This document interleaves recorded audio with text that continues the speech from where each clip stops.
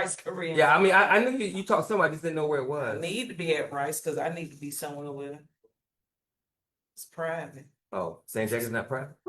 It's a state college. Yo, you mean private institution? Okay, I got you. It's a publicly funded community college. Oh, one. Have you tried to go there? Private? To Rice? Yeah.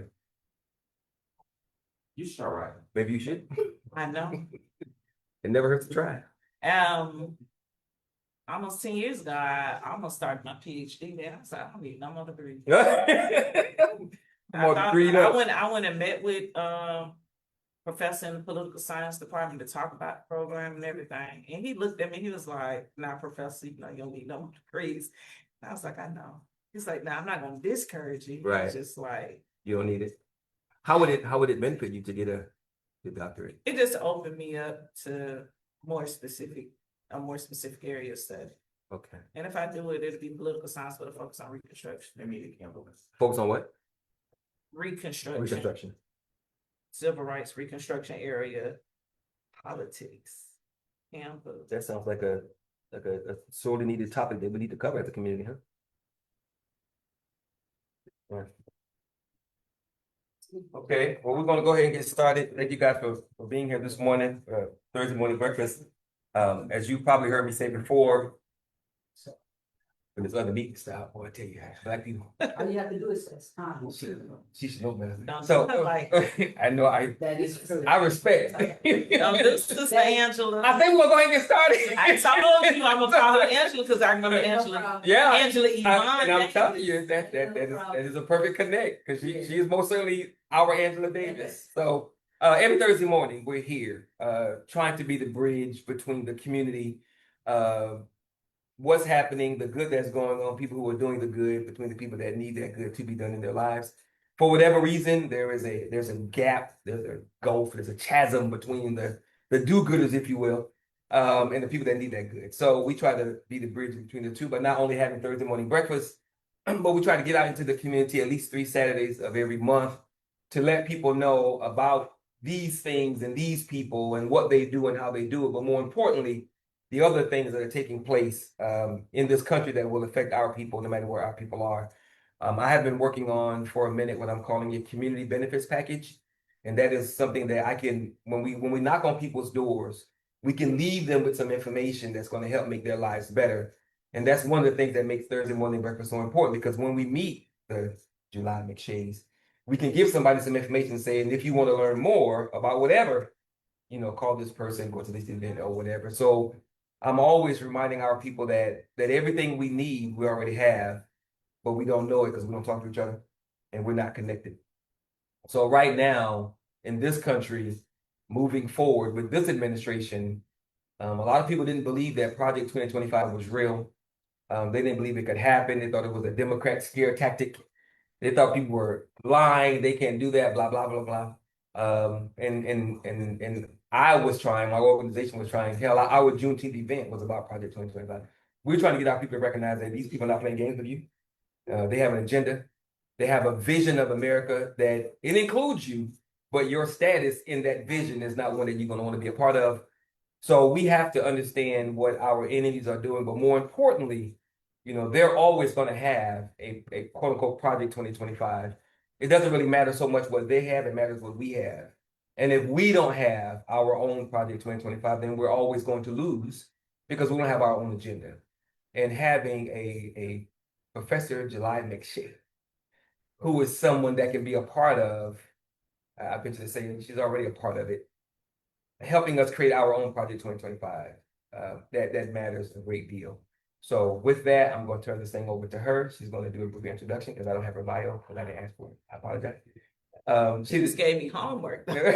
So she said, my plate is full. She's the one that, well, I'm sorry, your cup runneth over. I don't know what to tell you, but it is what it is. So if you guys didn't see last week's speaker,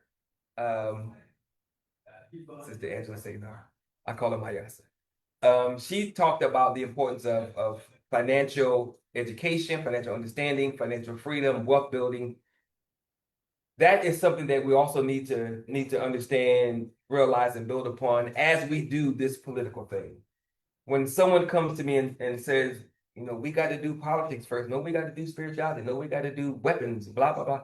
Everybody's wrong because we don't have the luxury of doing one thing at a time. I wish we could prioritize these things, but we got to do this stuff simultaneously, which again is why it's so important that when we find people who are bringing solutions to the table, it's critically important that we connect with those persons, we listen to those persons, we follow their lead in their silo whereby they are experts, and we continue to do this thing in a unified manner. Because if we don't do that, in this country moving forward with what they're doing, what they've already cut, and what they have planned, we're going to find ourselves to be a permanent underclass that was built on the backs of our people in a country where we currently exist. If we don't do something, and that's why this sister here is so important. So on that note, I'm going to shut up, turn it over to you, and you do your thing. Thank you. Let's give her a hand real quick, please. So I'm Professor McShay or July, and I teach political science government courses here in the Houston area. And that work is important because civics is important to our everyday lives. There's nothing about you that the government doesn't touch. Well, Driving, pumping gas, buying groceries, putting on a pair of eyeglasses, turning on your light switch, flushing the toilet.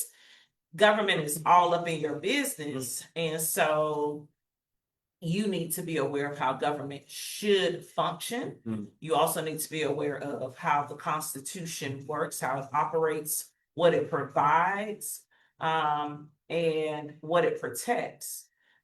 If you're unaware, then you'll lose those things because they can be abused, because ignorance of the law is not an excuse. And I say that twofold. We know that in the criminal justice system, just because you didn't know you were breaking the law, that's not an excuse. But also, it's not an excuse when you know better, you should do better. right. You know, so a lot of people say, well, they didn't teach me that in school, but they taught you how to read. So read. So never stop learning.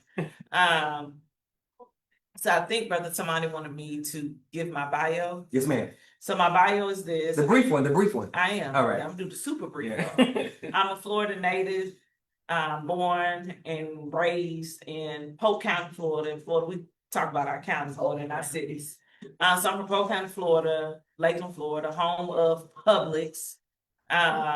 The only grocery store that's better than HEB. Say what? HEB is pretty awesome. I don't know. And I would say why. I'll say why.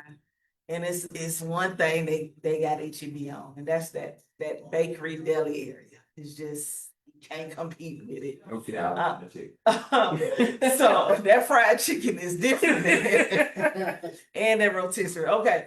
But anyway, I mean, I'm hungry and this is a breakfast. Yeah. Since I'm speaking. So that's where I'm from. I'm a 3-time HBCU graduate. I attended and graduated from America's flagship Black boarding school, the Piney Woods Country Life School in Piney Woods, Mississippi. So I'm very proud of my education. Education is something I hold dear to my heart, as I was raised by an educator. I have educators in my family, multiple different areas, different levels of education. So it's just really important. I never knew a time where I wasn't going to go to college, right? It was never a question of if, it was just where. Yeah. You know, it was never a question of whether or not I would go to an HBCU. I just knew that I would go to an HBCU. I just knew there was one I wasn't trying to go to. Amen. But anyway, that's who I am in terms of where I come from. I have lived throughout this, what we call the Southern states, the former Confederate states. So born in Florida, went to high school in Mississippi, college in Alabama, grad school in Texas. I spent some time in Virginia. So I have lived throughout the Confederate South. Yeah. Because of that, you know, that has created a lot of familiarity with the resilience of who we are as a people, and understanding of who we are and what we mean as Southerners to this country, to this nation, and also to our people. In this country, Black folks mostly live in the South. Yep. And the South got something to say. Yeah. You know, a lot of people whose families migrated to the North and the Midwest, or even out West,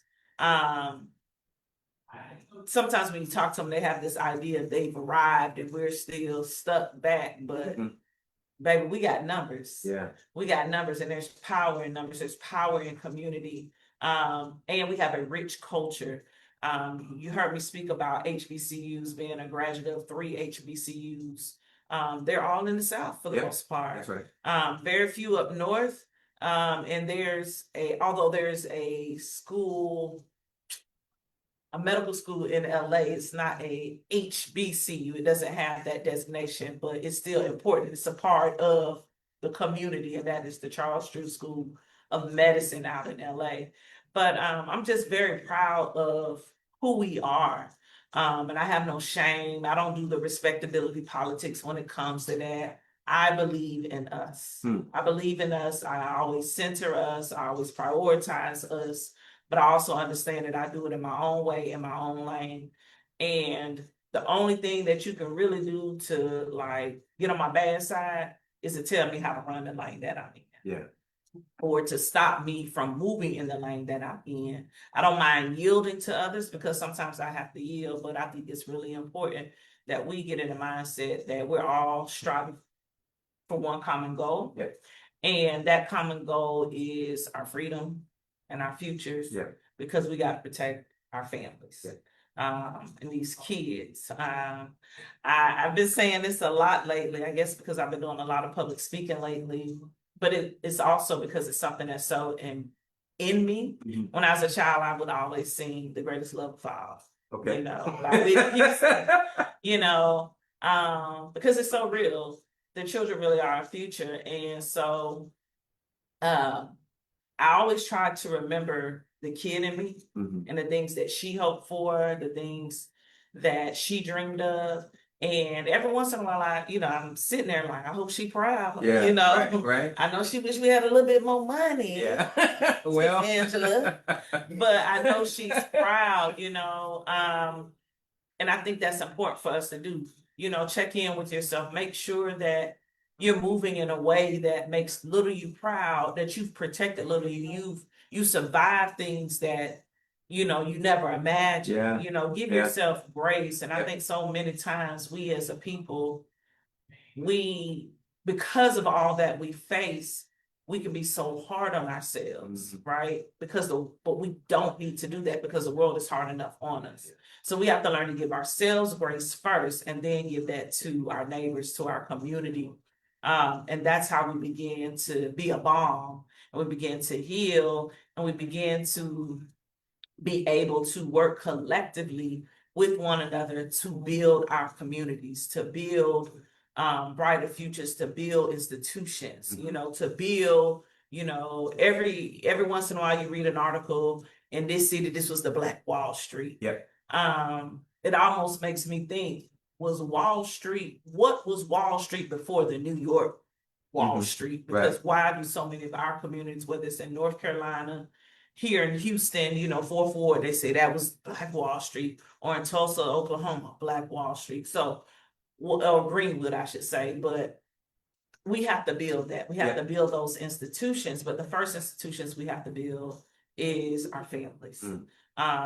And I say that as a single woman. I got a man, but I'm saying that as a single woman. But as a single woman without children, I could be real selfish. I could just be kicking back and it's all about me, not thinking about community, just thinking about what I want, what I can do, where I can go. But a lot of times I don't do those things, more often than not, because I have a responsibility. I have a responsibility to my community, and to be of community, to sometimes be the community in the room. And sometimes we forget that because we're playing games, right? We're trying to fit a mold. And so Sunday, Terrence and I and some other folks, we were all at KBC. Went to hear the Senate nominee, James What is the speak. KBC? Kingdom Building Center. Okay. Off West Orange 6011. It's my old church. All right. Pastor Curvajon Caldwell. And so, we were there for that event, and an incident happened and people felt away. They felt like, oh, it was a disruption and all of that. I'm like, y'all forgetting the causation. But regardless of all that, I saw a sister hurting. I saw a sister who needed somebody to stand with her. And that's what community is. And Right. we have to do that. Yep. Even if you don't agree with the tactics, the manner and all that, my first responsibility is to stand with you. Mhm. Right? We can do correction, we can talk about it, we can disagree, we can do all that later, but I need to stand with you. Yeah. And I think we have to remember that because we get mad. They doing what they think they doing, or why they do that? You know, like the hell with all that. Are they okay? Yeah. Right? Because we can see what happened, we can feel how we feel about what happened, but we still have to do that check-in. Mhm. So Terrence and I saw someone coming approaching her. All I had to do was look at Terrence and he's like, I got it. You know, that's community. Right. You know, that's community. And so I want us to build that in a real way. A lot of things get caught on camera, but that real stuff, that raw stuff, it don't never need to be on camera. Right. You know what I'm saying? But what has to be captured in that moment is that memory muscle.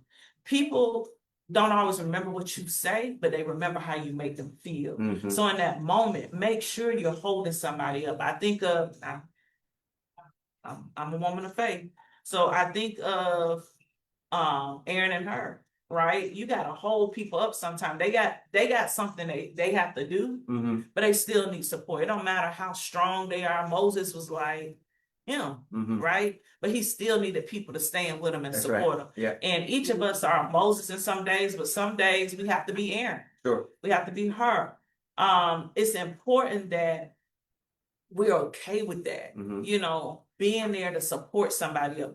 That's what it means to be pillars Right. of the community. That's right. I think sometimes when we hear that term pillars of the community, we think it's the top, the Right. roof. Yeah. No, the pillars are the ones who keep the safety for all of us. Yep. But then it's our elders and those ancestors who've gone before us that are that foundation of the community. We stand on what they build. That's right. Right. And Yep. so as we're transitioning through this thing, this cycle called life, this human experience, we have to grow into pillars. And not every pillar is gonna be shaped the same, gonna look the same, gonna believe the same, gonna love the same, but we need all of them. Yeah. Because we all we got, right? We got. We all we got. So that's community to me. That's Yeah. the core of, I guess, my God-given mission is to make sure I'm building community. And if I was to say it in a spiritual way, I say building the kingdom of God Mhm. within my village, right? Within our greater community. And I think that's a model that we have to prioritize in our communities.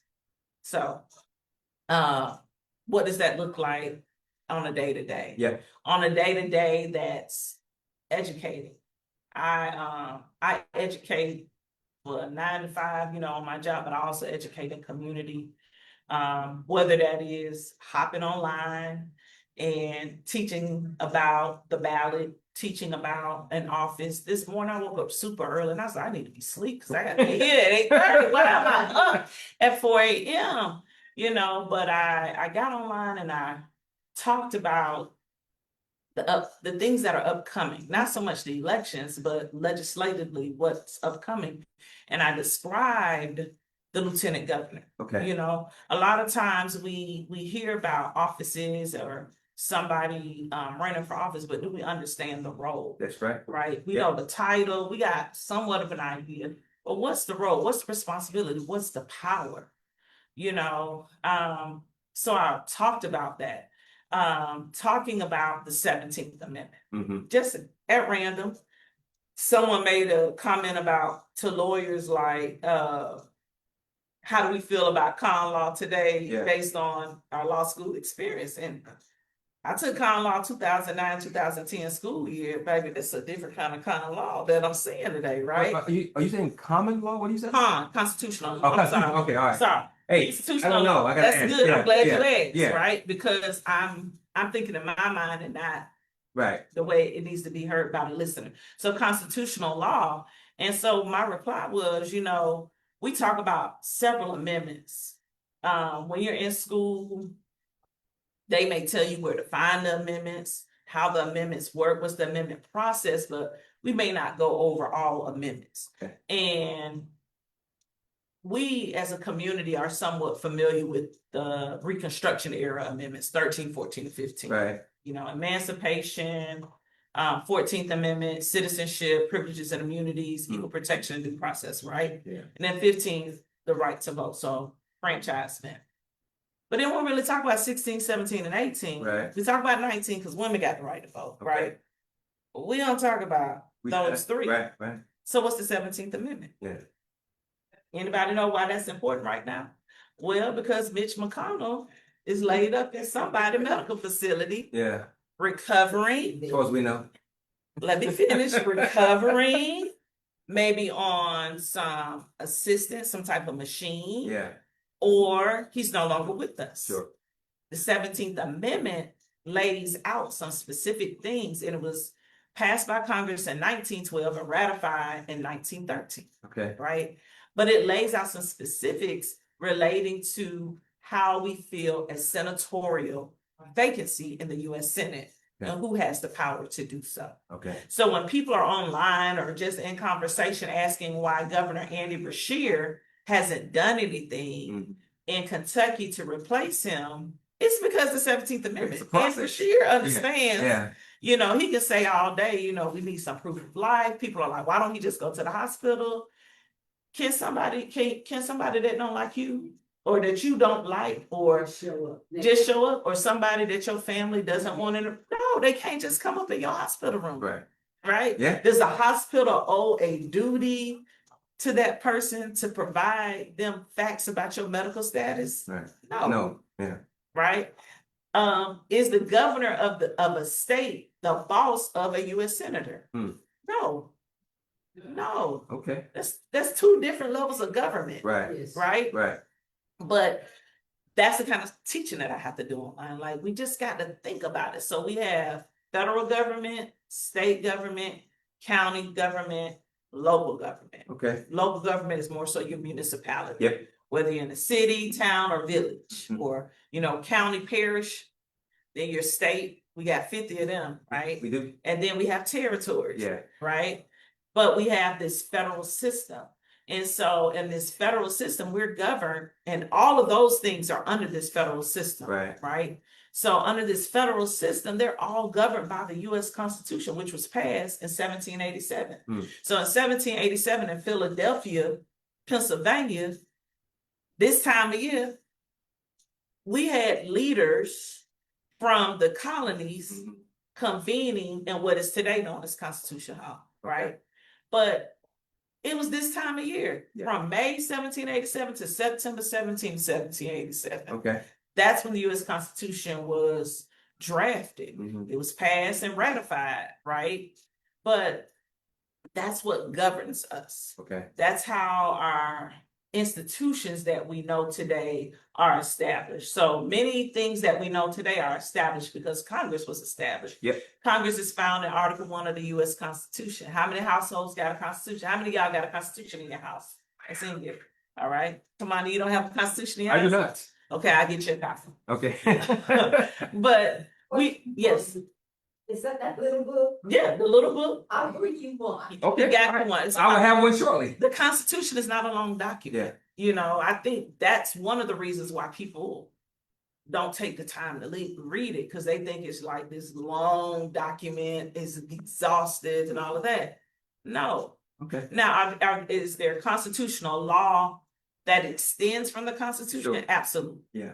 Right? And that those extensions are because of acts of Congress, Mhm. right? That become law. Okay. Law can be created only on two levels of government. There are three branches. Only two of them can create law: the legislative branch Mhm. and the judicial branch. Okay. Right? Some people say, well, the president can't create law, Mhm. right? They have executive powers, right? As the top of the executive branch, they can write executive orders, but an executive order is not a law. That's right. Right? That's why we had some executive orders passed last year that we've seen in the courts. Mhm. Most recently, I think Barbara v. Trump, the most recent one, which was a Supreme Court decision June 30th. So just less than a month ago, right? And that was about the 14th Amendment, Mhm. right? So for all listeners, if you don't get nothing else from this conversation, please read the 14th Amendment. Yeah. Commit it to your Yeah, memory. yeah. And I'm about to tell you why. Yeah. But learn the 14th Amendment. 14th Amendment, Section 1 in particular, because Section 1 is the part of the 14th Amendment that is most litigated. Mhm. Litigated means argued in court, Right. right? It's used in criminal and civil cases. Okay. It's used throughout the judicial system.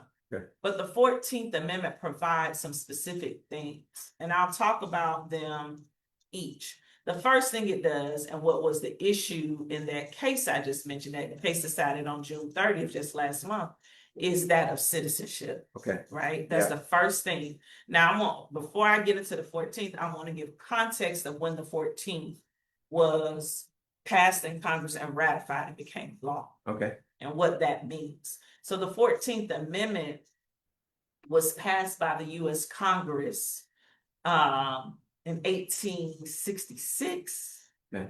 right? And it becomes law in 1868, if I'm not mistaken. Might get my years mixed up. But what happened is Congress, remember I told you the Constitution was created in what city?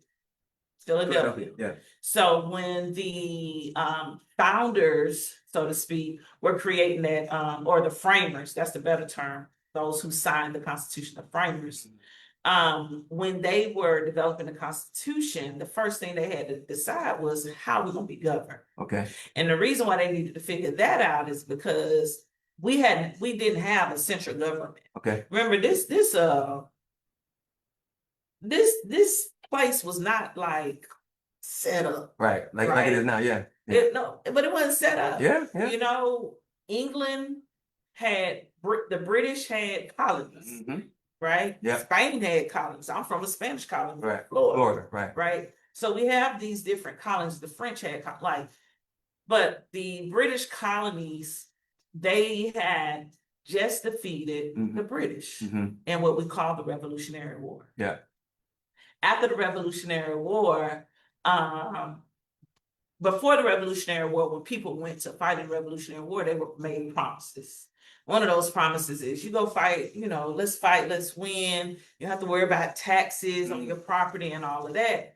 And so when people came home, not us necessarily. There was some Black folks who were free. Sure. Let's be clear. Yeah. Did fight in that war.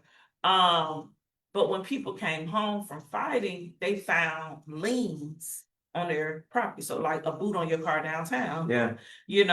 Where you can't use your property till you pay these taxes. Right. And they were like, I know you lying to me. Right. Wait a minute. But they weren't just mad and just had their energy. Mhm. They just came home from war, so they was packing. Right. They were licensed to carry. Yeah. Right? Yeah. And so they started marching. They were headed to the governor's mansion, right? To the governor's home. And word got ahead of them to the governor, like, They come. them boys coming, Yeah. and they packing. The government, this is in Massachusetts. There's no military. Right. There's no central government. Yeah. And the colony of Massachusetts has no what they call militia. Right. They had no army. They had no National Guard. Okay. Right? So the governor's like, what we gonna do? Mhm. Right? And so he reached out to some wealthy people's like, will you hire me a militia? Okay. So this is known as Shay's Rebellion. Okay. Okay, this is Shay, the story of Daniel Shays. Mhm. So this is Shay's Rebellion.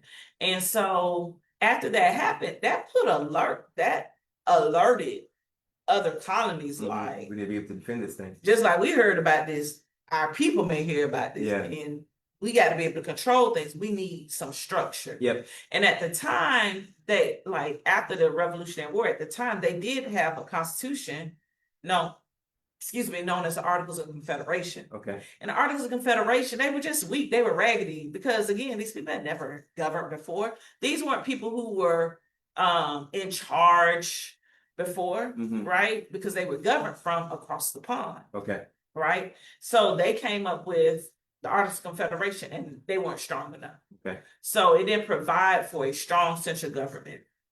So when they saw what happened with Shays Rebellion, they was like, we need to meet. Mhm. So first they meet in Maryland. Okay.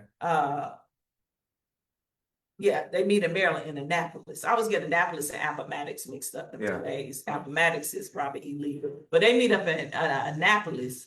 And when they meet up in Annapolis, like, we got to do something. So they bring in more people and they said, we're going to meet in Philly. And that's how we get started on the U.S. Constitution, Okay. right? That's how we get started on the U.S. Constitution. But so the first order of business was this central government, Mhm. right? We got to build a central government, and how is it going to be led? Who's going to represent? How's representation going to work? Yeah. And this is the part that we see every day, and it impacts us every day. So if the largest states, they wanted representation based on population. Mhm. The smaller states wanted it equal. Yeah. And when I say smaller, I mean both Geographic. mostly geographically, yeah, but also population wise too, Okay. right? And so they wanted it based different ways. So they were arguing. And so we had the Virginia plan, Mhm. and you had the New Jersey plan. New Jersey plan was presented by Patterson, like Patterson, New Jersey, Mhm. Patterson. And I think the Virginia plan was presented by Randolph. I can't remember. But nevertheless, Virginia was what? Why do you think Virginia wanted it based on population? Yeah, but slave, I guess. They enslaved more people, Yeah. right? I'm assuming this way the speakers That's- coming. Yeah, yep, we're Sorry. getting here. So the states that enslaved more people, they had more population. Yeah. So little states is like, now y'all know good way y'all ain't about to count all the people. Right. You know, like, no, because y'all don't even count them. You want to count them so you have representation, but you're not going to count them as free people, That's right. right? Yeah. And it's not that the little states didn't enslave people, because they did, Mhm. right? But they saw the inequity in that. So Yeah. they argued. Yeah. And so we get this thing called the Great Compromise, or the Connecticut Plan. Mhm. Connecticut and enslaved people too. Yeah. One of my favorite states, but they did enslave people. So the Great Compromise said, okay, we'll do both. Okay. We can do both, right? But there's another compromise, and that compromise is the one you just mentioned, the Yeah. 3/5 compromise. Now, a lot of people get this messed up. They said, you just 3/5 of a person. Mhm. Without saying what I'm saying, y'all think the folks could do that kind of math? To calculate for population, I guess not. 3/5, like, Yeah. a lot of folks couldn't even read and write, Right. but they got to report how. Okay, so only 3/5 of that population Okay. can be counted towards your state population, or your, because at this time we're moving to state from county. Okay. But only 3/5 of that population can count. Okay. That's what that was. 3/5 of your slave population. Your enslaved population. You notice you say enslaved, and I keep saying enslaved because we have to change our language. My Nigga. people were never Slave. slaves. They were Yeah. just in a condition of enslavement. Gotcha. They were people, they were human. Yeah. And I think that's important that we remind ourselves of that humanity, Mhm. right? So, because you're not born a slave, you're born enslaved, Okay. right? Because there's no place called slavery, Sure. right? Right. So they were born enslaved. And so as we get the 3/5 compromise, and they're like, okay, now they can formulate what is now known the House of Representatives. Okay. So representation based on population. So congressional districts today, about 750, 800,000 people Mhm. per district. Here in Texas, we have 36 congressional districts. Okay. There are some states that have one, and they only have one because by law they're required to have one. So Okay. even if their population is 400,000, Mhm. that's their congressional district. Okay. Some of these states are huge in size, but it's probably more wildlife than there are people, Okay. right? Mm. So you can think of those places out west, Mhm. right? But that's how we get the House of Representatives. The U.S. Senate is based off equals. So every state has 2 U.S. senators, Okay. right? And so arguably every individual, every citizen, every resident, you're represented. If Mhm. you're here, this part I want us to catch. If you're here, you're counted in what we call a census. Okay, Because of the census don't care about citizenship. right. Because you're here, you're represented by those three people, whether they like you or not. Right. They're your public employees. They're your federally elected public employees. Right. We have three of them. Right. Everybody has, and each state has two of the same, but then you have one that might not be the same. So we have the same U.S. senators, but we have different U.S. State reps. Okay. Mine currently is Christian Menifee. Mhm. Come January, it'll be Lisa Fletcher.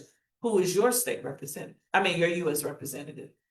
I don't know, it might be Christian. I'm not Where do you sure. live? Apparently. What side of 288? The east or the west?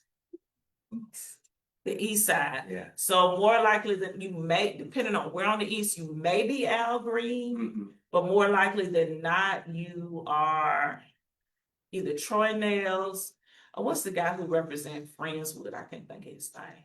We're closer to Friendswood than You an old girl. Huh? Yeah, Old Pear Lane. Old Pear. So you're that district. I don't know if that's Brian Babin. You say Al Green, but Al Green's space is about to be Christian space, right? We're talking about current, Oh, okay. not future. Touche. But you supposed to know who your I US agree. representative is. And that's a question I get people caught up on a lot. So I start digging like, where do you live? Sure. So we can kind of get down to the nitty gritty. So for everyone listening, you can Google a website just or go into your search engine and put who represents me, Texas, Sure. and it'll pull up a website. Yep. It's a state website. Enter your home address and it will show you all of your representatives, federal and statewide, Mhm. right? And that's how you find out. Now, why did I take us down this whole path before I talk about 14th I was Amendment? just about to say. Because I think it's important that we understand how Oh, this yeah, works, I agree. right? Yes. So from the creation of the US Constitution, Article 1, that the first thing they do is break down representation. Mhm. Representation is important to us because our identity, when people say, oh, y'all playing identity politics, baby, identity has been in politics since the inception of this US Constitution. Sure. Since this great idea that is called the United States of America, identity has been politic. So I don't even let people throw that in my face because now I got to go into professor mode and just read them for filth. So because the Article 1 lays out Congress, the requirements, the qualifications, the duties, the powers, and all of that, they have the power later, nearly 100 years later, during the era we call Reconstruction or post-Civil War, Mhm. to create what we call amendments. Okay. Amendments come through the Article 5 of the Constitution Mhm. and Article 7. Article 5 of the Constitution teaches you how to create an amendment. Okay. Article 7 shows us how we ratify an amendment. Okay. Okay. So Congress can create amendments. So I told you the 14th Amendment was created in 1866, but it was later when it was ratified. Yep. Amendments have to be ratified by the states. Congress can create it, but if the states don't ratify it, it does not come into law. Okay. It's an idea. It was a beautiful idea Mhm. that Congress came up with, but the states rejected it. Okay. So I think it's the 28th Amendment that came through in the 70s and it Mhm. never ratified, and Biden at the end of his term was trying to say, okay, it's the law, but it missed its window, right? So I share all of that. And during Reconstruction, after Emancipation, December 6, 1865, we get the 13th Amendment. Okay. Later, we get the 14th Amendment. The 14th Amendment, the 14th Amendment provides citizenship, right? It Yep. provides citizenship to people born or naturalized. Right. We talking about 1865, but this same thing just came through the U.S. Supreme Court June 30th. We can't miss how important that is, right? So the 14th Amendment gives us citizenship. It establishes that for people born here or naturalized here, right? It also gives us, if you're a citizen, you also get privileges and immunities. We can understand that. But then it gets down to that third clause and it gives due process. But when it gives due process, it says to any person. It don't require citizenship. So when you hear people talking about or being advocating for our neighbors that lack citizenship that are here, it's because we understand, one, we understand humanity, but also we understand what the Constitution provides. Constitution not just provides, but requires, it requires due process for any person. And then they were so bold, and you got to ask yourself, what were these folks thinking post-Civil War, that not only they give citizenship, privileges, and immunities, they said due process to any person. They also say to any person, equal protection of the law. Huh? I said they're thinking of themselves because of where they're coming from. They're coming. Right. But they should have put that in there. Right. They left it at any person, Mhm. Yeah. right? Yep. At any person. So we get the 14th Amendment. Then later we get, in 1870, we get the 15th Amendment, which gives men Mhm. the right to vote, right? And I'll say this, a lot of times people say it gave Black men the right to vote. No. It gave men the right to vote. Because prior to that, you don't see anything about voting, right? Prior to the 15th Amendment, really. But also, it gave men the right to vote who were not landowners. Okay. Because if you own land before 1870, Right. you could be registered to vote, you could vote. I know this because I got an ancestor who was registered to vote July 2nd, 1867 Okay. in Glenn County, Georgia. Okay. Right? That makes me so proud every time I see it. Right? But I've seen that record. Mhm. I know that record to be true. I know that's my family lineage. I know that's where we come from. So to see that and to know that, I don't play about voting. Yeah. Because if he was doing it in 1867 before it was even a He federal actually law, exercised that right in that time yeah, and lived to tell about it. Wow. you can see his ex. Yeah. I'm just saying. You can see his ex. Notice I'm saying his ex, Yeah, I not his understand. signature. I understand. Yeah. Right? But he Yeah. understood, even with an ex not being able to write his own name, Right. he understood his right to vote. Sure. Right? Yeah. So that's 1867.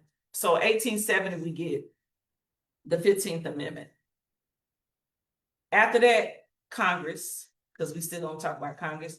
Congress does something that a lot of us don't know. Mhm. Congress has these acts that they're passing. And one of those acts creates the Department of Justice. Okay. The Department of Justice was created for who? For Black people. Okay. It was created by Congress to protect Black people. This was during Reconstruction. After 1870. This is Okay. Reconstruction. Yeah. Okay. Right? Yeah. And Reconstruction is winding up though. Yeah. Right? And there's some acts that come through Congress that called enforcement acts. Okay. And these enforcement acts required the Department of Justice to push back on terrorism. Yep.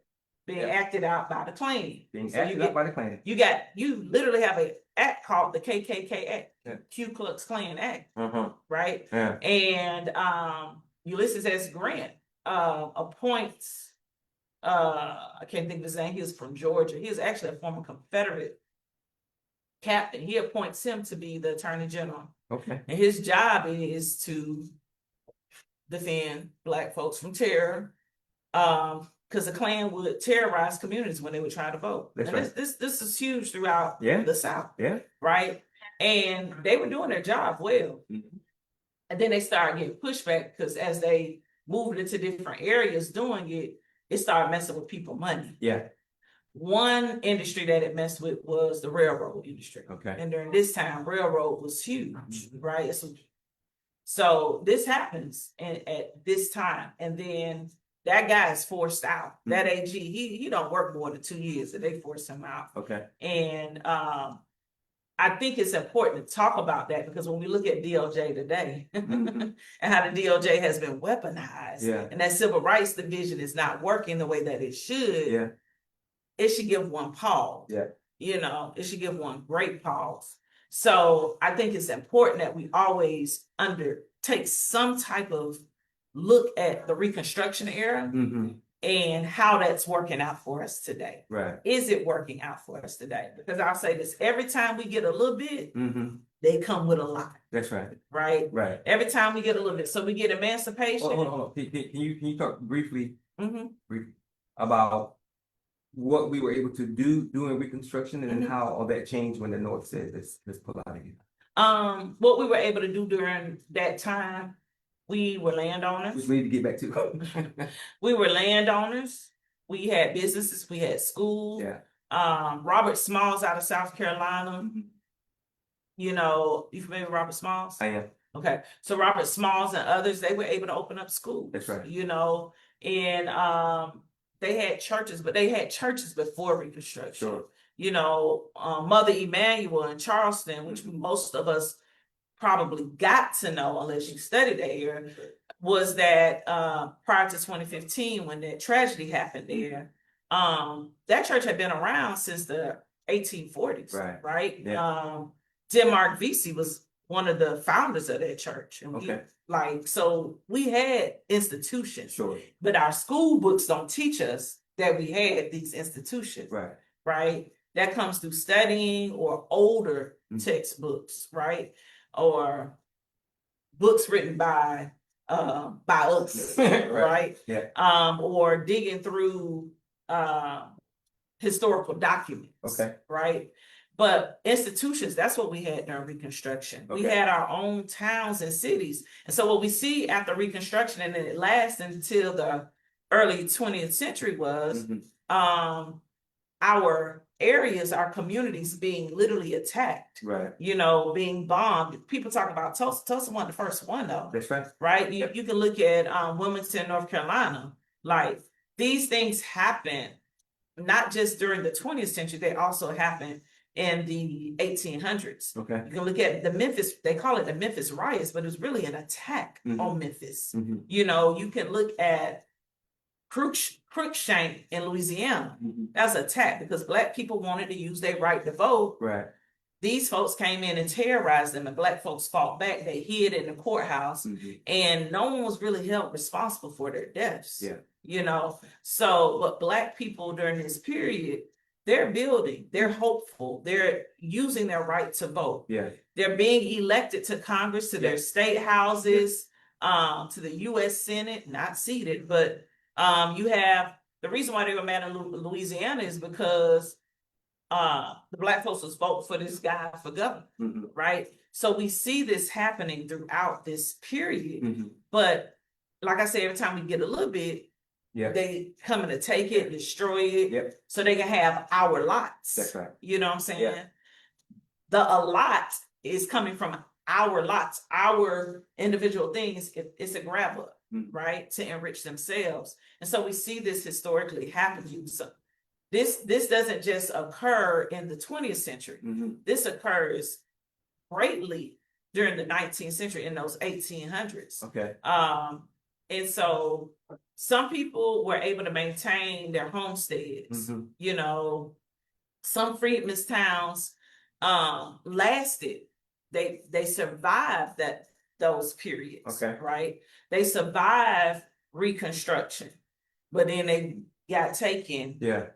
We started seeing it in the 1950s and forward, Mhm. right? So, like for instance, here in Houston, on what was the edge of town, Mhm. was Olivewood. Okay. Olivewood is where First and Sixth Ward meets, but that is a historic cemetery where formerly enslaved people are buried, Okay. right? Today is right off I-10, Mhm. but it's off White Oak. Okay. White Oak embankment is just to the north of Olivewood, Okay. right? So when you see that cemetery, you don't know unless you know that that's a Black cemetery. Sure. You don't know that that was a Black community unless you know. Right. But not even a half mile, maybe a quarter mile away, there's Damascus Missionary Baptist Church, one of the oldest in the city. Okay. A block away, there's Brown AME Temple on Washington Avenue, right? Throughout the neighborhood, what you said? I said, which should be a hint. It Should be a hint. telling us. Yeah. Yeah. Throughout Yeah. that neighborhood of 77007, Yeah. there are a lot of little NBCs. You know, I grew up missionary Baptist, so I'm like, well, Okay. missionary Baptist. There are a lot of them Yeah. throughout the neighborhood between what they call Buffalo Heights and Rice Military. Okay. Right. So that stretch between Studemont and that roundabout at the end of Washington, Mhm. you know, there are a lot of churches, Black churches sprinkled in those communities Okay. because that's where Black people live. Okay. You know, I've worked with people who grew up in that area who have sold their family lots, and now you sold your family lot, but now there are 8 homes built on it. Yeah. Right. Yeah. And so when I say our lot, you know, they create a lot of lots Gotcha. by taking, Sure. convincing you like if you stay here, you know, the tax rate gonna go up. Mhm. Right. But then you also see some areas where, you know, where you see Black folks, you're like, oh, your family's been here a while. Mhm. Right. So it's that same thing. We see it in Freedmanstown, Okay. right? Independence Heights. And we're seeing this thing that happened as if it's a new thing, Mhm. but it has happened Yeah. each century, Yeah. And like repeatedly. and to that point, can you tie in the progress we were able to make during Reconstruction because we were exercising our right to vote, and how the right to vote is always attacked, and how that ties into the Project 2025 spending with them attacking all the amendments that helped us get this far and whatnot. Can you make those connections? That What difficult? time is it? Yeah, you got about 12 minutes. Okay. And I still got questions. That was a lot. Yeah. Well, I'll say this. The right to vote is always going to be attacked because we are powerful. Yeah. You can't tell the people that you're just 12, 13% Mm-hmm. and then attack the way you do. Right. So I never have bought into that estimate Okay. ever. Okay. I have questioned it since childhood. Okay. And the other thing is, it has been consistent since I was a child. That's right. Yeah. What does that number even mean? Oh, what does the number 12 mean in numerology? What does the number 13 mean in numerology? Okay. I like my brain goes somewhere else Yeah. because why do you keep saying this? What hidden truth, Okay. right? Yeah. Is there? Yeah. But that's a whole nother conversation. So Indeed. you were asking me to talk about Yeah. the voting during the Reconstruction. progress we made because we exercised our vote in Reconstruction, and how that Our institutions were built. Numerous. I mean, like, one got to wonder how these folks who've been enslaved knew what it was to have a school. Mhm. Like, where was that? Because that's muscle memory. Okay. You remember that these things existed before you were taken, Mhm. right? Whether you were taken here on this land, Uh-huh. or you were taken from Africa, Right. from a village in Africa, or a village here on this land. Sure. Because we would have to be fools to think that only Europeans That's right. explored, That's right. Yeah. right? Like Yeah. Mansa Musa's brother never explored, like Sure. other people Yeah. never explored. Yeah. People explore. Yeah. Shipping is one of the oldest industries, Yeah. right? Yeah. Trade is one of the oldest industries. Yes, ma'am. You can just see that in the Bible. You can read no other book, just reading the Bible let you know that people have always traveled. That's right. People have always traveled for safety, Mhm. for food, and for trade. That's right. Right? Yep. But for safety, Mhm. right? So one of the most famous safety travelers was a family from Palestine. And they traveled to Egypt. Right. You know what I'm saying? Yeah. According to the book, right? According to the book. But people also travel in safety that way too. Sure. Some people were not, their families may have been uprooted from, let's say, Virginia, Mhm. because a lot of us can trace our roots to Virginia before colonization, Okay. so to speak, right? So, but they ended up, because a lot of times when I'm looking at records, Mhm. a lot of people ended up here, but their roots were Virginia, Okay. right? When you go generationally. So when we look at voting, Mhm. we have, and what happened after Reconstruction, we have to ask, what was that muscle memory that made people create institutions? Okay. And I'm not just talking about like K through 12. Mhm. They're creating colleges, what Okay. they call normal schools, Okay. right? Yeah. They're creating institutions, and I'm talking about right after the war. Okay. 1867, 1866, you know? And so that's one of the richest things that we have. That will be our institutions of higher learning. Okay. They also created banks. They also created communities. Okay. Many communities, like I just named, that Yeah. are still in existence Yeah. today, Yeah. right? That we know of today. So we can't ignore those things. But those contributions, being elected to office, Mississippi has so many people elected to Congress. Like, think about that. But Mississippi also has what? Those black folks. That's right. You know, by percentage. By population, it's Texas. By percentage, though, it's Mississippi. Okay. Right? So when we look at that, what was created there? Look how many HBCUs are in Mississippi. Yeah. Right? Yeah. We know Mississippi was hard. Yeah. We know that cotton was king. Right? Yeah. I went to boarding school in Mississippi, so I had to learn Mississippi civics. Okay. Right? But I also know these institutions are there. Okay. Why? Yeah. Why would they create these things unless it was some muscle in it? Right. They were putting down treasures, right? Some people say, well, some of those schools was founded by white people. Maybe they were. Maybe they were funded. But those are not the older ones. Okay. Many of the older ones were funded, built, and founded by us. So how do we get our people in 2026? And churches too. Always. Right? It's probably Our first. churches, Yeah. because many of our churches funded, undergirded, especially the CME and AME churches. Okay. They founded and funded many of these institutions. Okay. They undergirded them. That's why they're still standing today. Okay. So how do we get our people to understand that by using politics, we made all this progress? And if we don't use our politics now moving forward, then the progress won't be made. How do we make that connection between you were able to do all of this because you were politically active, and when you're not politically active, very little of anything gets done? How do we make that historical connection? Huh? I said, when you're not engaged in politics, and particularly with our community, you put yourself in the lose game. 100%. Damn near automatic. And sometimes many of us think that capitalism is the answer to everything. Yeah.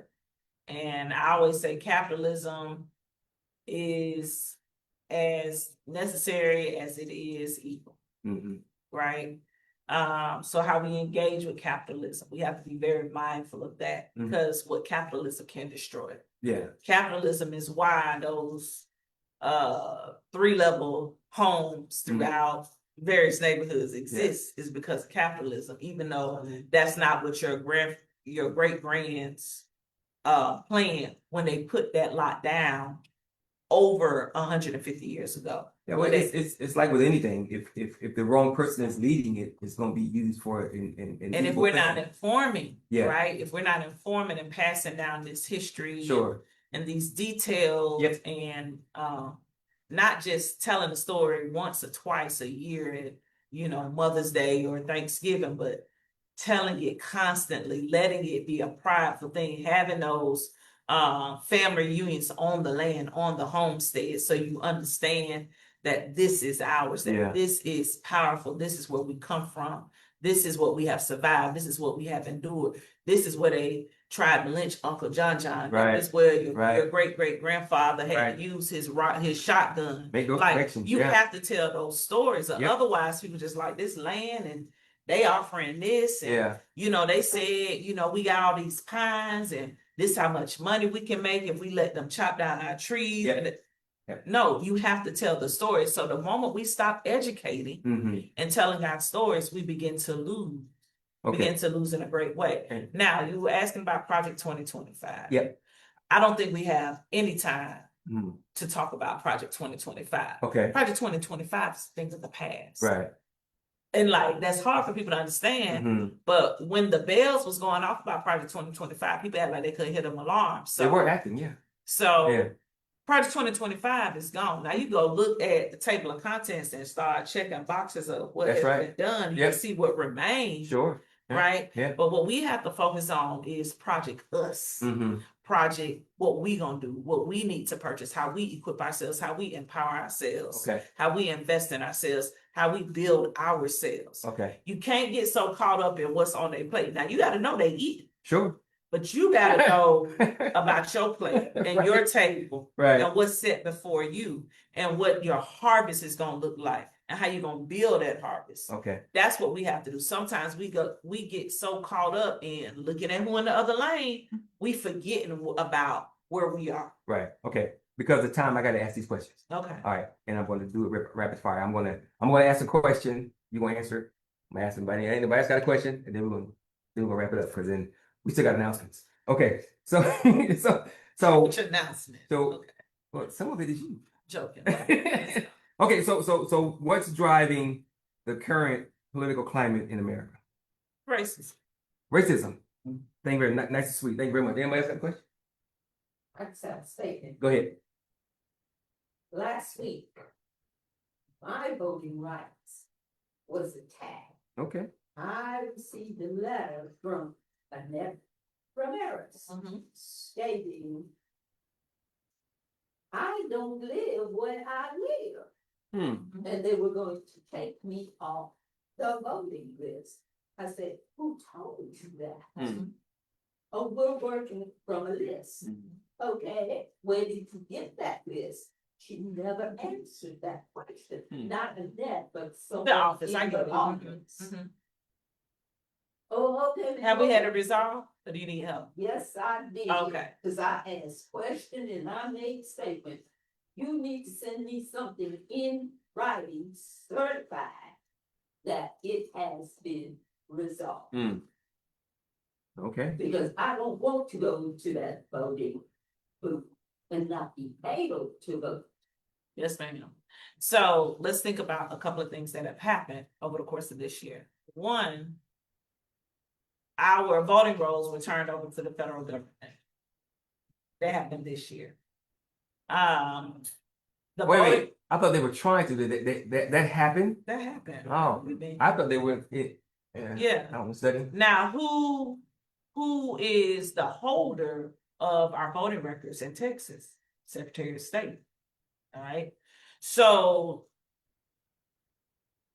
if the Secretary of State sends your county a list, I'm not saying this will happen, but this has happened in other states, has sent your state, your county a list, they need to verify that, right? They have a duty to give you notice so that it can be corrected. So I wouldn't say it was attacked, but it wasn't an alarm. It was an alarm. And I've been telling people to look for letters in the mail. Don't just let stuff stack, because I'm notorious for not going to the mailbox, right? I try to go once or twice a week. But it's because notice comes often through mail, more often than not through mail, various types of notice. So you need to actively check that so that you receive that notice. And then you need to do exactly what you did. You need to advocate and ask questions for correction. So it could have been, and I don't know the case, it could have been someone was challenging people, dirty people. They will say, I sent a piece of certified mail to that address and now nobody answers, so that person don't live there. Strike them from the voting polls, right? Or it was returned unable to deliver. So now they think that you don't live there, right? And so now they make a challenge against you. This has happened across the country. So we have to actively, and I always tell people to check your voter registration status. Yeah. You can do it online. You don't have to go anywhere. Yeah. Check it online. You can do it from your sofa, or from your porcelain throne. Yeah. Like, as long as you're checking your status. Yep. The last day to register to vote is October 5th, that first Monday in October. I don't remember the date, but that first Monday in October. That's your last day to register to vote in the state of Texas. In the state of Texas, we can't register and vote on the same day like you can in some states. People move here all the time. Transplants. I'm always on the transplants. You move here, we do not function like your home state. So you got to, when you get here, you need to register to vote. You need to inquire about that. If you don't know where to look, at least ask somebody. Ask the post office somewhere. Yeah. But you definitely need to make sure your voter registration is up to date. Okay. Yes, that's what I've been telling everybody. Yeah. Call A lot of people don't want to go online. Mhm. Well, call the registrar's office Mhm. and make sure that their registration is up to date. Yeah. But And- sometimes people are not responsive, so not in defense of the office, right? But in reality, sometimes we're not responsive to the notice, Mhm. you know, or sometimes, you know, we have not, because there are people who have not updated their voter registration. They have moved, Yeah. you know, and I be on them because y'all gonna get caught up in voter fraud because now you vote in a district you don't live in. And I think that I think that's a lot.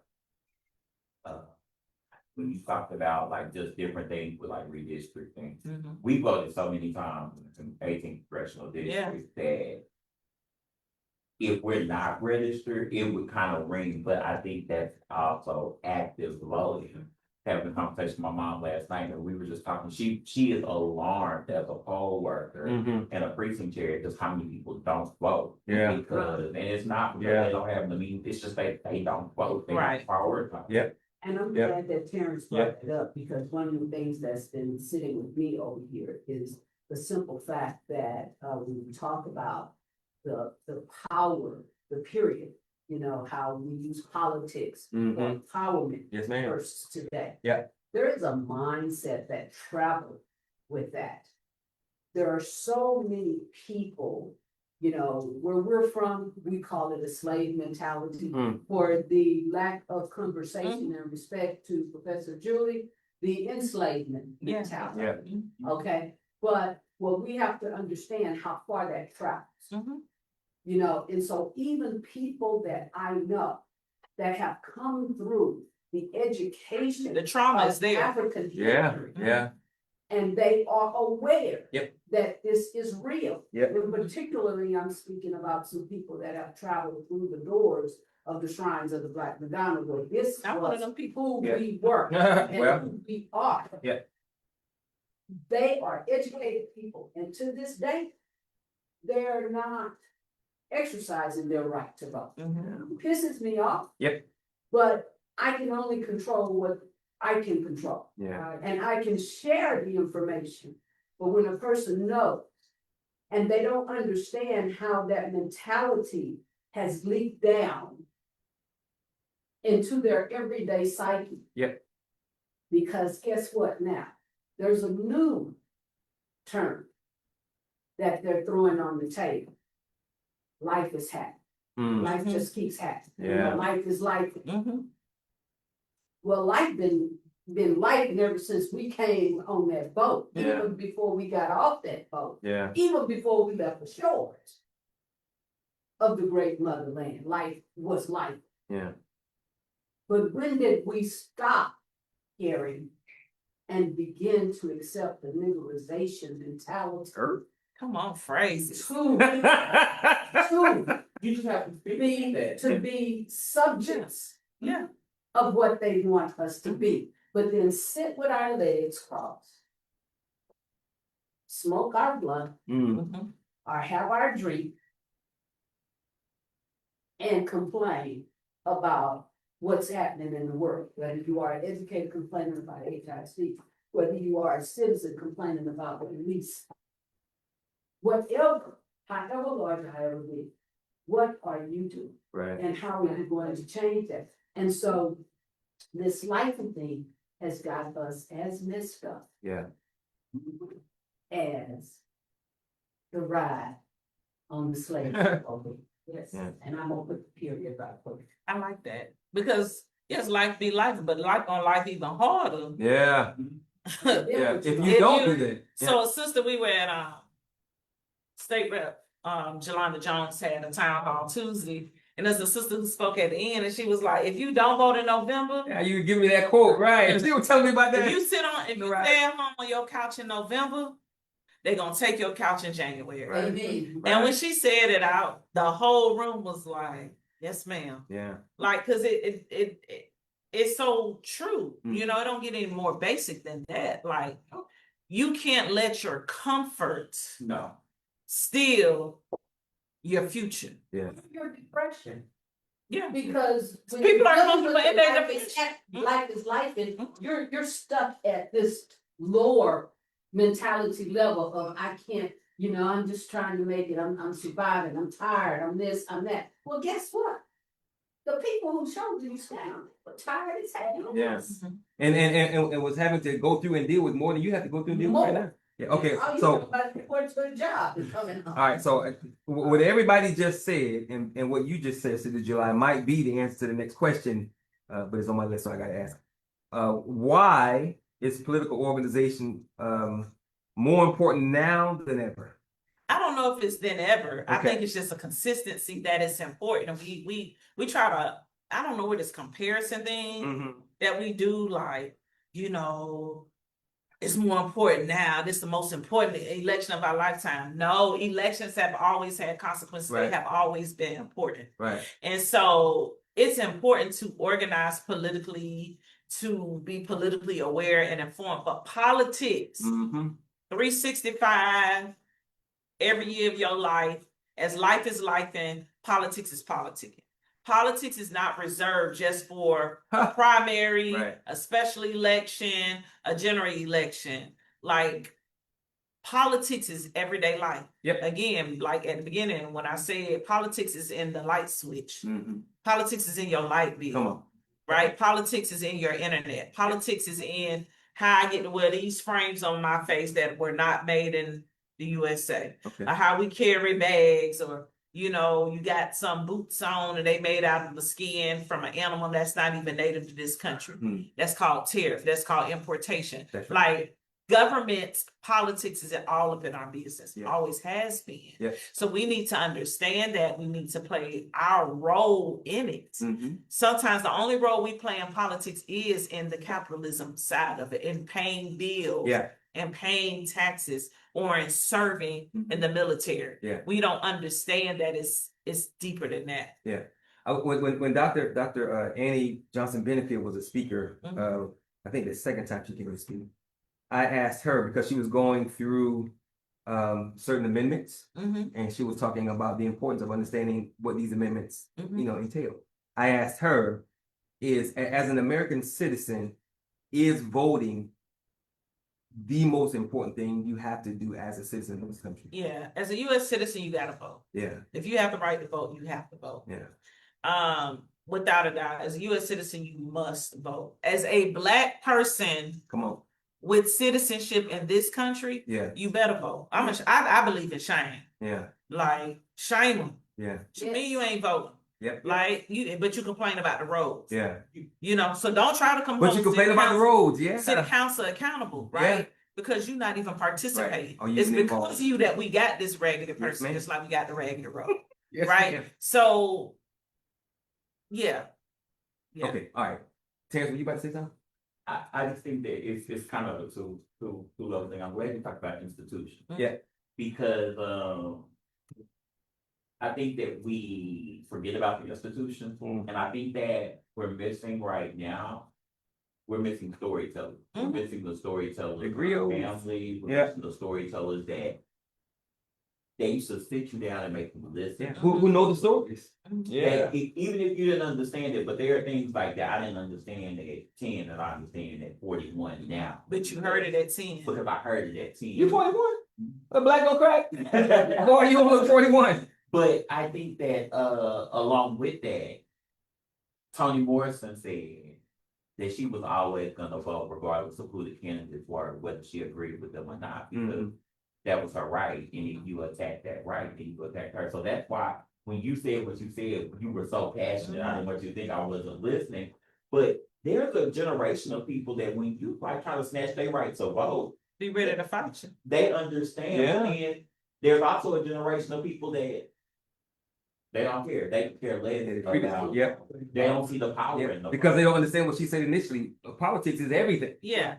And that's- everything is politics. And that's on us, Yeah. right? That's on But not us. telling the story. That's on us for not telling the story, Yes, not ma'am. for not being the example, for not shaming. Yep. Right?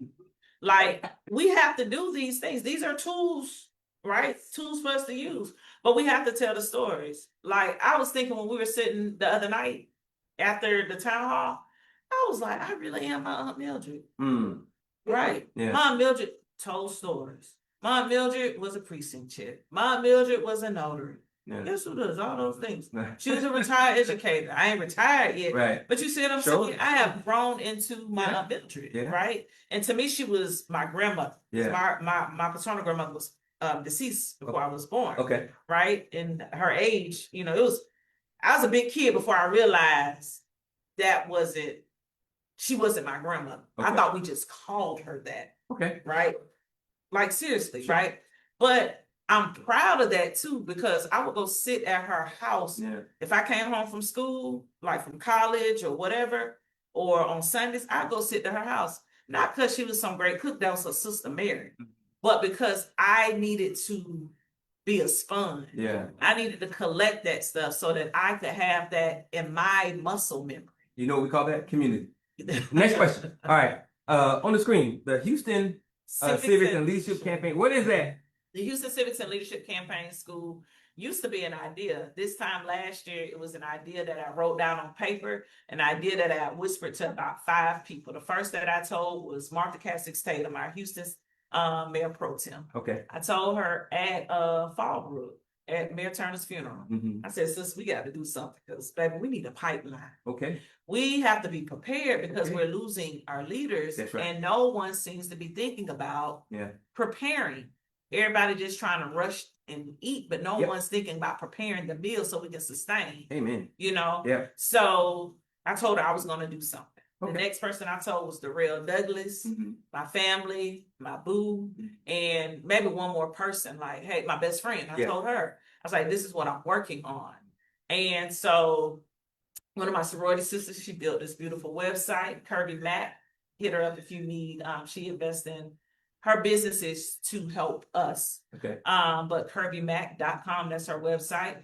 But I told her my vision, Mm-hmm. and you see it there on the screen. Yeah. It tells the story without me having to say anything. It tells the story just by looking at it. But the Houston Civics and Leadership Campaign School was created to create a pipeline Mm-hmm. of people ready to run for office or run campaigns. Okay. Okay, that's the school part of it. Okay. The civics and leadership is the training and the teaching in the community, the building of events that are community driven Mm-hmm. that serves in a civic or social justice purpose. Okay. Mhm. So once a person graduates from the institution, They complete. they will be able to do what? If they apply what they learned, they should be able to run a campaign, Okay. work in a campaign, or run for office. Or They run. have the skills now. Whether or not they apply them, that's on them. But That's I on them. can say in our first cohort, Mm-hmm. we have 4 people who have 3 who have ran for office, 2 who have won, and 1 who has a campaign pending because their race is next month and they're in a different state. Okay. Mhm. Okay. Does anybody else have a question? Cool. All right. So, per a person attending the institution Mhm. and learning how to do the political stuff, is that It's not political. It's campaign. it's campaign? Okay. So, Campaign and politics, although they do a dance together, they're 2 different things. okay. So there's all levels, federal on down, or is it just local? It's campaign. So it's period. It's period. Okay. Mhm. Okay. So the person, the answer may or may not be the school, but if a person wants to get involved in local, state, or federal politics, what is the first step to doing that? They need to identify what does getting involved look like to them. Okay, what are the ways to get involved? Depends on what you want to, I mean, it's no one answer for that. Okay. To get involved, one, you got to determine what it is that you want to do. Okay. Like people say that because it's cute, but Mhm. what you want to do? Because ain't nothing stopping you from doing what you want to do. That's true. So do you want to do grassroots? Do you want to work with nonprofits? Okay. Do you want to work in a political climate? Do you Mhm. want to work in policy? So it's different things when you say get involved. It's different things. So you have to determine, you have to answer that for yourself first.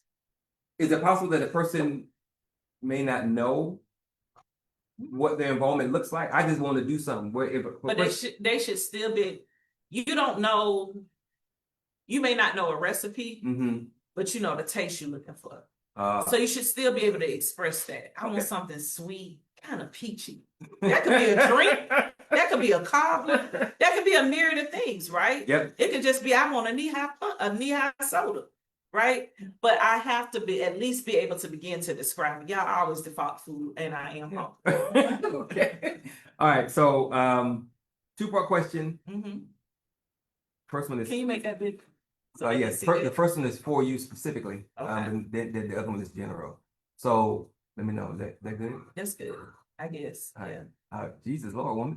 Okay, first question is why is Sister/Professor July McShay's involvement in this stuff? Why are you so important to us as a people? That's the first question. Why are you so important to us as a people? That's the first Okay. question. I don't know that I'm important to the community or to us as a people. Mm-hmm. I know it's important for me to carry out the vision that's been planted in me. Uh-huh. And I know it's important that I do this work. Mhm. God didn't ask me to people please. Mm-hmm. He told me, write the vision, make it plain, Mm-hmm. so that you can Uh-huh. run with it. So I know that I have a duty. I can't store up my gifts Mhm. for myself. Mhm. So if what I'm doing, what I envision, if it helps 5 people, Yeah. even though I told 500, Yep. it helped the 5 people it was supposed to. Yep. And that's the answer to the question. So second one is it why for us as individuals, why is it so important? Why is it so vitally important that we take all of this political stuff seriously?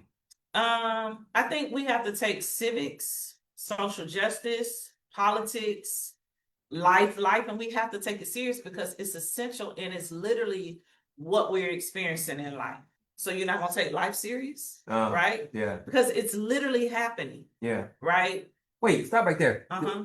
Based on what Miss Angela, Sister Mayasa said, as far as people using the excuse life be life. Mm-hmm. So we all know that politics is life and life is politics.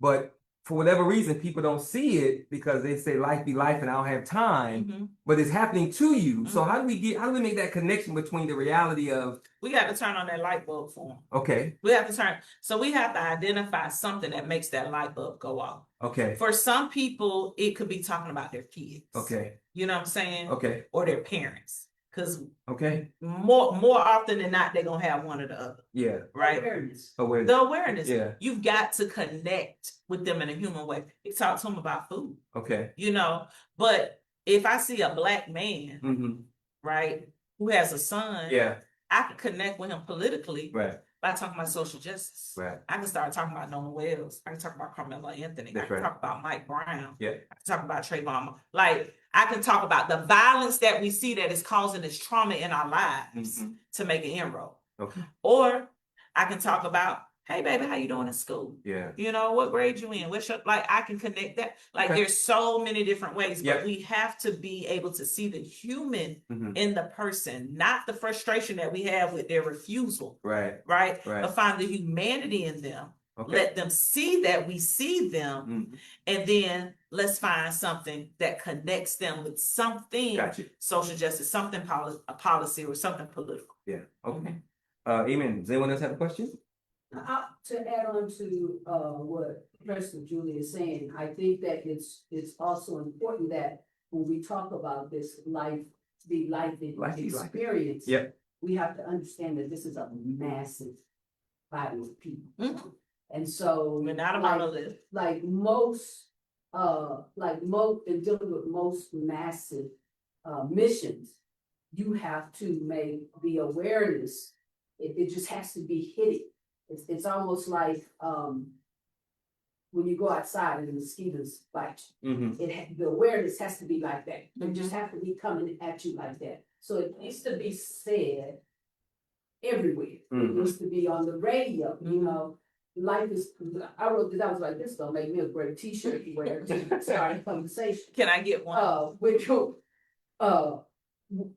While life is happening, politics is happening too. Yeah, amen. And what are you doing Mhm.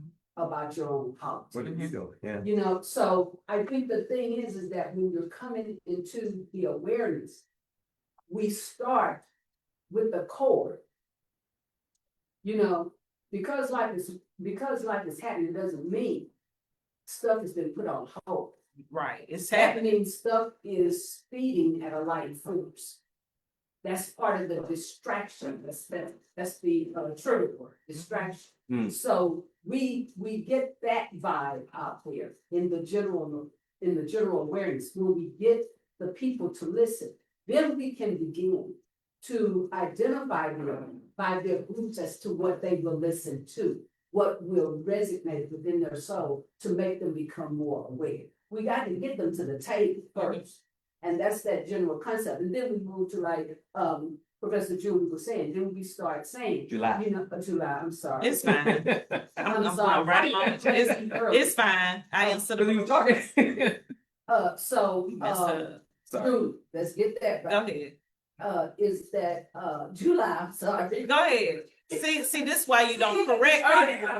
Because I ain't corrected her. Still get mad at me if I don't correct you. Why you didn't tell me earlier? I didn't correct her So here we go. because I answered them both. Yes, So ma'am. at the end of the day, you know, we have to ensure that when we are standing there with somebody at the food truck and we're talking about, Mhm. you know, talking to the foodie, that they understand how politics is going to affect that Mhm. aspect of their life, because that's their thing. Look at politics affecting why I can't have a salad today. Right. Yeah. And so, I mean, Yeah. you know, take it to the whole thing Yep. about seedless Mhm. food in the grocery store, Mhm. you know, take it there, wherever we gotta take it. When we hit them with a humble, we have to get the awareness out consciously, and we're dealing with the masses, so What we time have we to got? come to the table. We got Okay, I'm time. sorry. No, what time is it? I have an appointment. It That's is, what it is 10:13. 10:13. Okay, I got like 4 minutes. I gotta Okay. go. All right. Okay. Tell us about this. I'm sorry. Be quick, Miss Fonda. Oh, okay. The March on Washington, August 28th. Mhm. Is anyone in this room attending it? No, ma'am. No, I'm not. Okay. I'm attending. Yeah. Well, good. Yeah. Make sure I get a copy of that so I can put it It's out. Okay. I went in, I guess 14. I think 2014 was the last time. Was that with Minister? Farrakhan, no. Farrakhan. That's not the new. Because that was 10, 15, 2015. 2015, I saw, that's not the March on Washington, that was the Million Man March. I went to that too in 2015.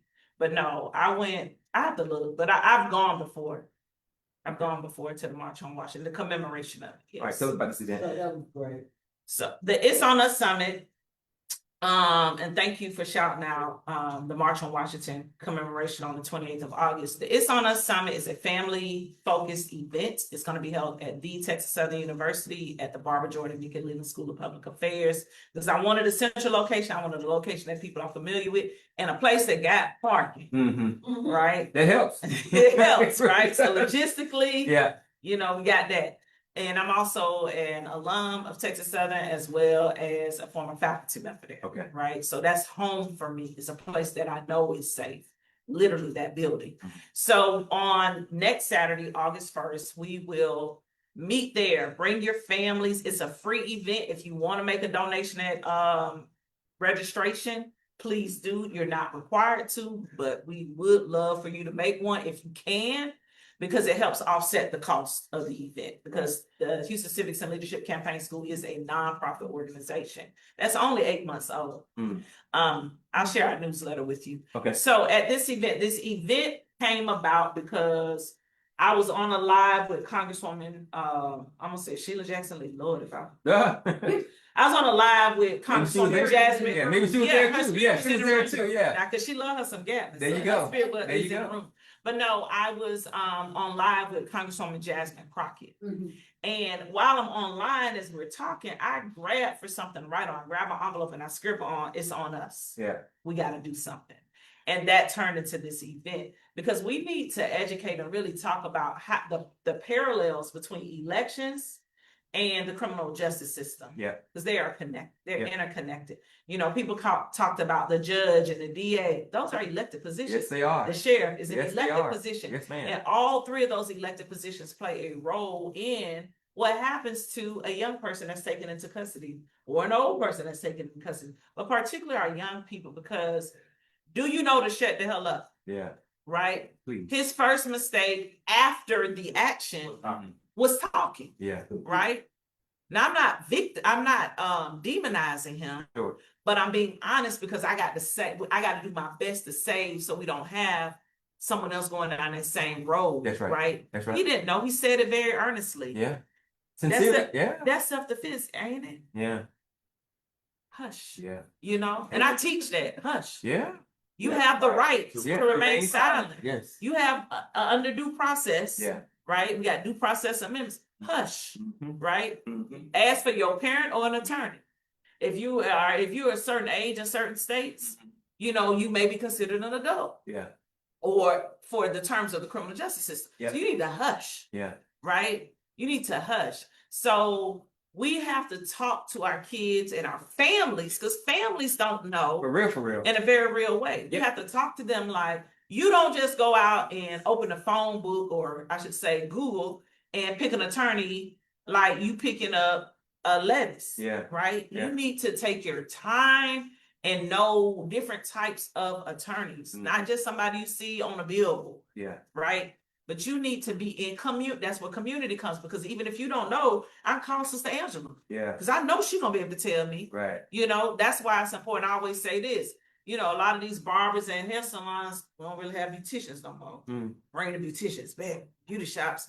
But a lot of these salons and shops aren't in community anymore. Yep. Right. They're in suites. Yep. So in suites, you're only getting a little bit of information. Right. But when you're in a shop Mhm. or in a salon, you're getting community. Right. So even if somebody not there because it's not their week for their appointment, they can be like, "What you call it? No, Sure. call her, Yeah. text her, Yeah. right? What's your client name that drive the little car? Yep. Call her, because she know, or I'm gonna call my client for you." That's community. We have to have that. Yeah. You know, so when some of us, we move to, I'm picking on you, we move to these lands instead of the city, we're outside of the county, right? Yeah. Outside of Harris County, we think we live in Houston though, because it's so close, it's just across the street. Right. This Houston.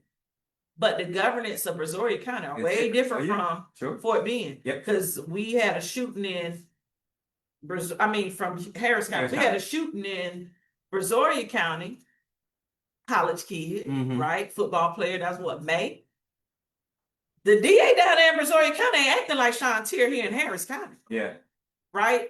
So all those things matter. Okay. Your community matters. So we have to engage. People need that education. We got a lot of realtors. I see them online. They're telling people, you know, I got a house for sale, you know, just 20 minutes from downtown Houston. Baby, what city is in? What county is it in? Because it matters. Yeah. You know, you trying to get a sale. I'm trying to make sure somebody's child don't end up in one. Right? Yeah. Because I understand the challenges. Yeah. Right? And we think just because a district or a community looks a certain way, that it's a safe place. Not saying it's a bad place, Sure. but and then we think places that look like us Yeah. are a bad place when they could be the safest place. Sure. So we have to have these real conversations, but we're gonna choose what we're gonna live and want what we're gonna want. Right. But at least we know some best practices. Right. So when you will not tell them. right, so when you Well. come into the It's On Us Summit, Yeah. we're gonna have real conversations. Session 1 is dual. Session 1 is gonna have a session for parents and adults. Yeah. No adults besides the speakers Okay. and the volunteers will be in the youth room. Okay. So it'll be a separate conversation for them, right? And all the details are on the flyer. But parents need to hear some certain things. They need to hear some certain things and some raw terminology, some real things. Give us an example of what parents need to hear. They need to know how to have a talk in 2026. Right. It's different. Okay. It's different. We have different things that are coming into our home threatening our kids Okay. that we didn't have in the 90s. That's right. I didn't have no device that I go in my room with and Right. could see Right. me. You know, you Okay. got cameras in your house that could be talking to your child while you're not home, Right. right? Convincing, like, Yeah. it's real things. Yeah. So that conversation is different. Yeah. Session 2 is going to be the consequences of the elections. You can choose, families can choose which one they want to go in, or they can go in locked up at 16. Well, I have Brother Daniel Walker tell his story. You know, he was convicted and locked up at a very young age, right? And how he overcame that and returned. You know, now he's a returned citizen. So, okay. So we're going to talk about that. Yeah. We're going to talk about those things. And then the last session, session 2 is a lunch and learn. Okay. By the way, we're going to feed you. Not come nothing, not feed you. Sure. So you'll grab your lunch after 1 and go into 2. Real quick, the ages of the youth. grades 5 through 12. So, 5, okay. 5th grade, Yeah. right? 5th grade and up. Okay. If you have younger kids with older siblings, it's fine, but we really prefer older because of the conversation, Gotcha. right? The other thing is session 3 is a town hall where we're gonna ask the Q&As. Think of what Tabby Smiley them used to do, Okay. State of Black America, that Yep. type of conversation, because we need to have those conversations. Right. So that is next Saturday. Mhm. I would love for you to come. I'd love if anybody can make a donation, make a donation. Again, we're a nonprofit. Yes. Our average donation is $100. Okay. Our average registration has been for free, Okay. right? Yeah. But I do have people making donations because they understand these things do not happen Yep. without a cost. The importance of, okay. Yeah. On that note, you want to close us out with anything in particular? No, make sure you check your voter registration. Make sure you vote. Early voting begins the 19th of October and ends the day before Halloween on the 30th. Okay. All right. Professor July, There you go. Yes, ma'am. do you have a website, or are you on Instagram, you have any social media that we can tap into and follow you and support you and spread some of the stuff that? Yes, ma'am. So Pretty Petty Politics, Okay. Pretty Petty Politics, as well as the Houston Civics and Leadership Campaign School. You can typically type in the Houston Campaign School and it'll bring up that account. Pretty, Petty Petty Politics. politics. You were born in Florida. Yes, ma'am. Is that where you live? Hillsborough. So y'all go over there and talk. I gotta make these I got numbers. to go. I got to. Well, whatever. All right. So thank you, July. I love you. All right. So really quickly, we have a few announcements, and I just want to share with you guys a few things that are happening, that we're doing, and that other groups are doing. Unfortunately, we have an event. We have a movie review series that we're doing with Houston Voting Initiative, Dr. Annie Johnson Benefield. We have a movie review of the documentary The Inquisitor about Barbara Jordan, which is also on August 1st, which is when 6th of July's event happens. Fortunately, ours will end at 1. Hers will still be going on. So if you're trying to make both, you can catch the tail end of hers, although hers sounds awesome. I'll be on this panel, which is, shoot, I would love to go to that event. But this happens on August 1st. And then another event that we have coming up, let me get back to my flyers, is hopefully you guys can see this. Yeah. So if you guys have been in Houston for, I don't know, more than 10 or 15 years, there was an organization called Leisure Learning. And what they did was they allowed people to come into their space and teach whatever they wanted to teach to anybody who wanted to learn it. We're doing the same thing here in Houston starting the second Monday in September. We're calling it the Sankofa Community Institute, whereby we're looking for people who want to teach anything about whatever. You pay a fee for the space. We take care of everything else. You produce your materials and you teach the students that you want to teach. And of course, we'll help you find those students. The boycott, the Asian business boycott, we're trying to get those who are involved to elevate the activity of the boycott, because just boycotting is not going to be enough. So we want to come at this thing in a more organized way, and that we want to target the different aspects of business that takes place in Black spaces. And all of this stuff will be shared online and on our website, growthforcare.org as well. So on that note, I want to thank everybody for being here, for being online, for watching the recording. Thursday morning breakfast. We do this every Thursday morning as much as we can. And it's important, obviously, that we connect with those who understand the work, who are doing the work, who are teaching the work, because those connections matter. If we don't connect with one another, it really is going to be checkmate for our people in this country, because so many things are moving against us and we're not moving fast enough to push back. So on that note, thank you guys for being here. I appreciate it, and we will see you guys next Thursday.